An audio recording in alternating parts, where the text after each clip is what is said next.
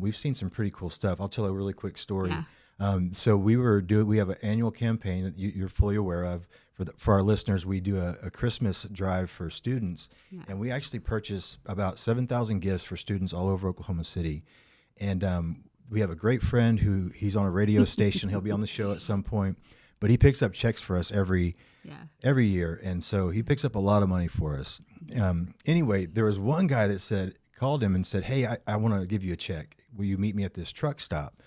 And so, if it's me, I'm thinking, I'm not sure I want to meet a stranger at a truck stop, but our friend he's a different kind of guy, man. He'll go anywhere. He'll just do that. So he went, and this guy proceeds to tell our friend, he said, "Hey, just so you know, several years ago, I was really hurting financially. My business was failing. I didn't have any food in my pantry. I didn't have anything. And I came to City Center, and they met my needs. They gave me food and clothing." I'm going to get emotional. No, these are the best stories. And then he said, "So here's a check for $250. I'm doing great now.